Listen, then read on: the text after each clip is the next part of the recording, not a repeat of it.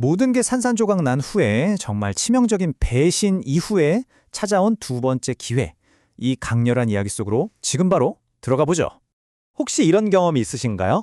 정말 소중했던 관계나 약속이 와르르 무너져 내리는 경험 말이에요. 한번 깨진 신뢰는 다시 붙이기가 정말 어렵잖아요. 바로 이 지점에서 오늘 우리의 이야기가 시작됩니다. 처음에는 모든 게 완벽했어요. 하나님과 이스라엘 백성 사이에는 아주 신성한 약속, 언약이라는 게 있었죠. 이건 뭐 단순한 약속이 아니라 정말 깨트릴 수 없는 깊은 관계의 맹세 같은 거였거든요. 그런데 그 완벽했던 약속이 정말 한순간에 먼지처럼 사라져 버립니다. 네, 백성들이 그새를 참지 못하고 금송아지 우상을 만들어 버린 거죠. 이 끔찍한 배신의 현장을 본 모세가 어떻게 했을까요? 하나님이 직접 써주신 그 첫 번째 돌판을 산 아래로 그냥 던져서 깨트려 버립니다. 말 그대로 관계의 완전한 파국을 선언한 거예요. 자, 이제 모든 게 끝났다고 생각한 바로 그 순간 하나님께서 모세를 다시 시내산으로 부르십니다. 그런데 이번에는요, 정말 아무도 예상하지 못했던 이전과는 완전히 다른 지시를 내리세요. 바로 여기에 정말 흥미로운 지점이 있습니다.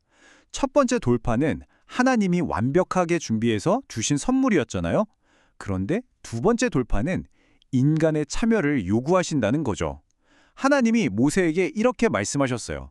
네가 직접 돌판 2개를 깎아서 만들어 와라. 이 메시지 정말 의미심장하지 않나요? 완벽한 모습으로 오라는 게 아니었어요. 오히려 우리의 실패, 우리의 상처, 우리가 가진 그 깨지고 거친 조각들을 그대로 가지고 다시 나아오라는 그런 초청이었던 겁니다. 자, 이제 이야기의 클라이맥스입니다. 이스라엘 백성들은 당연히 엄청난 심판이 내려질 거라고 생각하고 있었겠죠. 그런데 그들이 듣게 된 건 정말 상상도 못했던 것이었습니다. 생각해보세요. 모세가 구름 속으로 들어간 동안 산 아래에 있던 사람들은 얼마나 두려웠을까요? 이제 다 죽었구나 싶었을 겁니다. 사실 벼락 같은 진노가 쏟아져도 할 말이 없는 상황이었죠. 그런데 구름 속에서 들려온 건 심판의 목소리가 아니었습니다. 바로 하나님 당신의 가장 깊은 본질에 대한 선언이었어요. 나는 이런 하나님이다 하고 스스로를 소개하신 거죠. 이건 정말 이스라엘 역사상 가장 충격적인 자기소개였을 겁니다. 바로 이겁니다. 핵심은.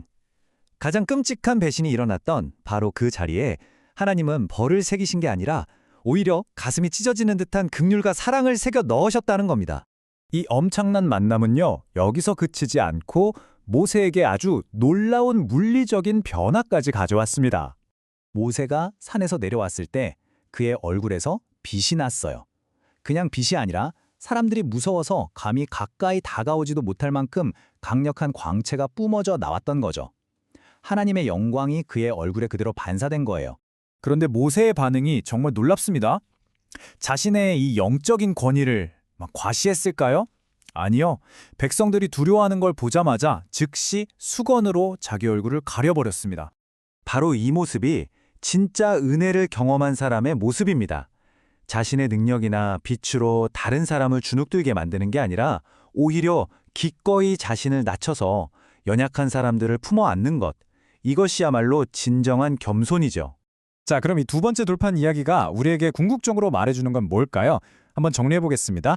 이 이야기의 핵심은 이렇습니다. 첫째, 깨어진 약속은 맹렬한 자비로 채워졌습니다. 둘째, 인간의 불완전함이 배척당한 게 아니라 오히려 회복 과정의 일부가 되었죠. 셋째, 진전 은혜를 경험했다는 증거는 다른 사람을 향한 겸손으로 나타난다는 것. 그리고 마지막으로 완전한 용서는 이전보다 더 아름답고 강한 관계로 이어진다는 겁니다. 이게 바로 신의 산이 우리에게 보여준 가장 가슴 벅찬 기적이 아닐까 싶습니다. 이 조건 없는 용서를 경험한 백성들은 어떻게 됐을까요?